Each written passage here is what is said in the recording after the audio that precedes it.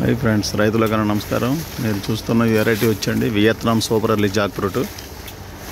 ఈరోజు నవంబర్ 27వ తారీఖు, రెండో కాపు అండి సంవత్సరంలో. గతంలో ఒక వీడియో పెట్టాను చూడండి. రెండో కాపులో ఇగోండి ఆల్రెడీ ఈ తయారైన కాయలు ఈ తయారవుతాకు సిద్ధంగా ఉన్నాయి. మళ్ళీ ఈ కాయలు వీటి తర్వాత మళ్ళీ తయారవ్వచ్చు అనమాట.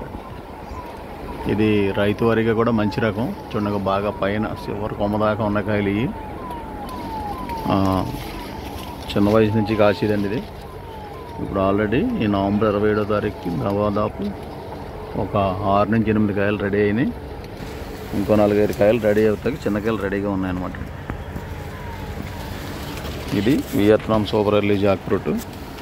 ఎవరైనా ఇంట్రెస్ట్ ఉన్న రైతులు కొంచెం ఈ రకాన్ని కూడా మీరు ఎంచుకోవచ్చు. ఇందులో కాయ ఒకటి ముగ్గుని పండు ఒకటి ఉందని కోసి చూపించాను, అది కూడా మీకు రండి.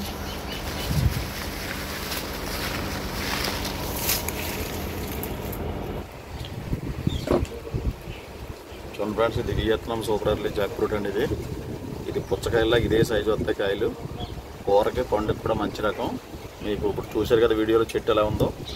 సంవత్సరంలో 2 టైమ్స్ కాపు కాస్తుంది. దీన్ని ఆల్ టైమ్ బన్స్ అని అమ్ముతున్నారు, కానీ ఆల్ టైమ్ ఏమి ఉండదు. 2 టైమ్స్ అంటే ఒక 6 నెలలకు కాపు, 6 నెలలకు కాపు, అలాగే 2 కాపులు వస్తుంది. కాయ మాత్రం ఈ సైజు వద్దండి. ఇది మీకు ఎలా ఉంటుందో ఇప్పుడు ఓపెన్ చేసి చూపిస్తాను దీన్ని మీకు.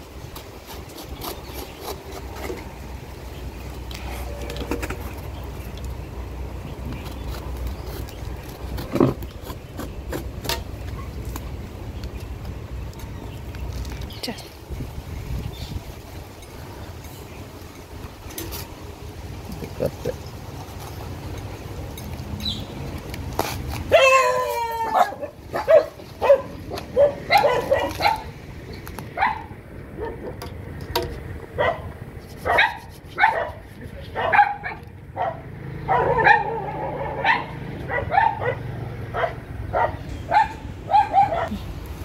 ఇదండి వియత్నాం సూపర్ ఎర్లీ పనస. గమ్ము కూడా చాలా తక్కువగా ఉంటుంది, లైట్గా ఉంటుందండి. గమ్ము ఎక్కువగా ఉండదు.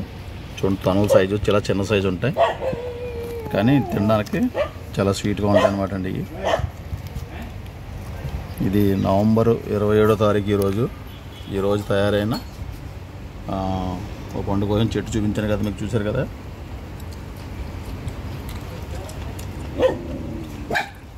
టేస్ట్ అయితే చాలా బాగుందండి. అదే జాక్ ఫ్రూట్లా ఉంది.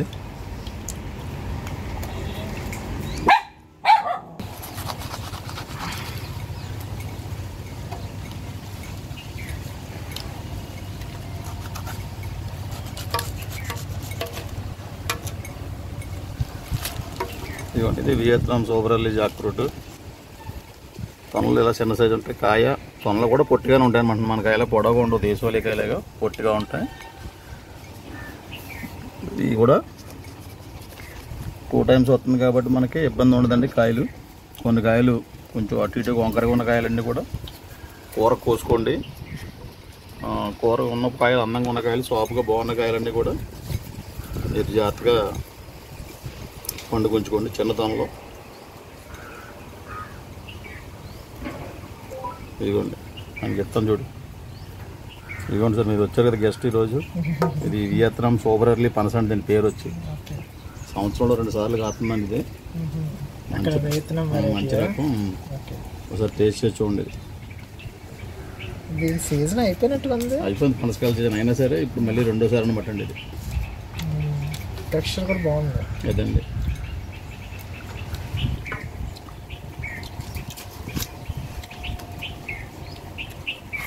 చిన్నతనంలో ఉంటాయండి. ఇప్పుడు మీరు చూడడానికి ఈ చెట్టు ఉంది కాయలతోటి. మీరు ఎప్పుడైనా మార్చి నెల తర్వాత వస్తాయండి, ఏమైనా కాయలు కనపడతాయి, మామిడికాయలు కానీ పూతలో కాయలు అన్నీ ఉండాలంటే. ఈ శీతకాలం వచ్చేసరికి ఏమవుతుందంటే ప్రతి చెట్టు కూడా ఫ్రూట్ సీజన్ అయిపోయినట్టు, మళ్ళీ సమ్మర్ వచ్చినట్టు. అంటే నాకు 2 months ఫ్రీగా ఉంది. డిసెంబర్లోనే వేసేద్దాం. వేసుకోవచ్చండి, పర్లేదు. డ్రిప్ కట్టిస్తున్నాం అనమాట. మొత్తం మీరు ఏం చేయాలంటే భూమి దుక్కుదునుకునండి. భూమి అంతా రెడీ చేసుకుని దుక్కుదునుకునండి. బోర్ వేసుకుని బోర్ ఉంది ఆల్రెడీ. డ్రిప్ పెట్టేస్తున్నాం. లాస్ట్ టైం ఇక అడియో నుంచి పట్టుకెళ్ళి మొక్కలన్నీ బతికే, కానీ ఈ డ్రిప్ లేక చాలా మొక్కలు ఒక 70% పోయాయి. చనిపోతాయండి. మీకు ఎప్పుడు కూడా మొక్కకి నీళ్ళు ఇవ్వకపోతాయండి. అవును.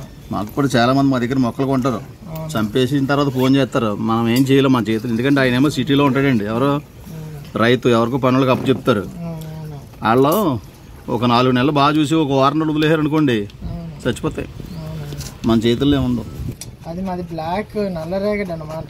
సో సమ్మర్లోకి వచ్చినప్పటికి ఎర్త్ క్రాక్ అయిపోయి ఉన్న వాటర్ వేపర్ కూడా పోయి చాలా ఇబ్బంది అయిపోయింది. అందుకే ఈసారి డ్రిప్ పెట్టి మీరు పక్కగా నీళ్లు ఎలా చెప్పనండి, నీరు లేకుండా ఏ మొక్కని ఎవరు పెంచలేరు.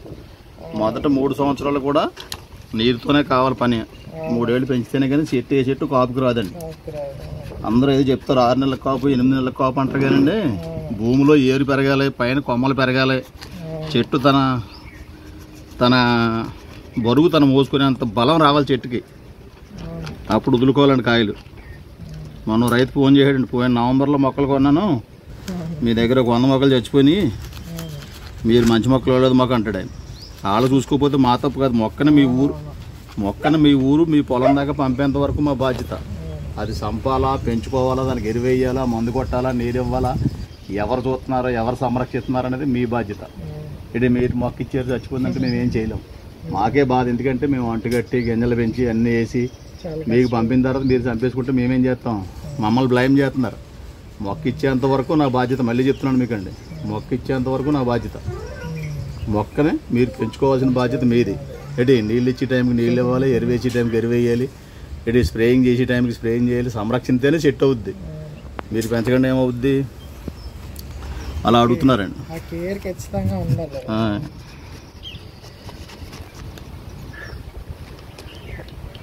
ఏదో అలాగే చావకుండా బతికించిన మనుషులు పెట్టి వేస్తుంటే ఈ మూడు డబ్బులు అయిపోవడం, ప్లస్ ఆ సాయిల్ కూడా అంత సపోర్ట్ చేయలేదు. అలా బిందులతో గట్రా పోయలేరండి, రోజు జరగదండి, వారానికి ఒకసారి వేసేవారు. ఇది అలాగే అలా కూడా జరగదండి, ఎప్పుడు కూడా అండి 2 రోజులకు ఒకసారి కంపల్సరిగా ఫుల్గా వాటర్ డ్రిప్ పెట్టి ఇచ్చేస్తున్నాం. అందుకే డ్రిప్ పెట్టి ఇచ్చేసాను.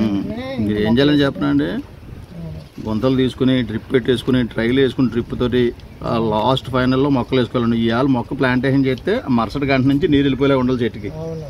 ఇవాళ పాతేంటి రేపు చూద్దాం, ఎల్లుండి చూద్దాం, నీళ్ళు మోసే వాళ్ళు రాలేదు, నీళ్ళు మోసే వాళ్ళు లేరు, పేపర్లు లేవు, ట్యాంక్ రాలేదు, అన్నీ చచ్చిపోతాయండి.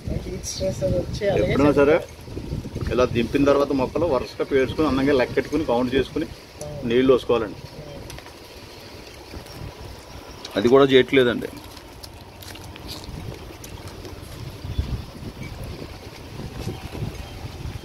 ఇది వియత్నాం సైజు, కాయ సైజు అండి, తొన సైజు. ఇగో తొనలో ఇలా ఉంటాయి, ఫ్యామిలీ పనస అండి. ఇంట్రెస్ట్ ఉన్న వాళ్ళు ఎవరైనా సరే ఈ రకానికి వేసుకోండి తోటకి. స్వీట్ పరంగా స్వీట్ బాగుంది, సైజు పరంగా చిన్న సైజు, తొన చిన్నదే, కాయ చిన్నదే, కానీ కూరకు బాగుంటుందండి. కూరకి ప్లస్ పండుకి 2 రకాలుగా ఉపయోగపడి పనసండి. ఇది సప్తగిరి నర్సరీ, కరీం ప్రాంతం. మొక్కలు అందుబాటులో ఉన్నాయండి. ఎవరన్నా లార్జ్ స్కేల్ వేసుకునే వాళ్ళు మా వీడియోలో 2 ఫోన్ నెంబర్లు పెడతాం కింద, వాటిని సంప్రదించితే మీ ఊరికి సప్లై చేస్తాం. లేదా మీరు వచ్చి మా దగ్గర ఈ చెట్లు మొక్కలు చూసుకుని కొనుక్కోవచ్చు.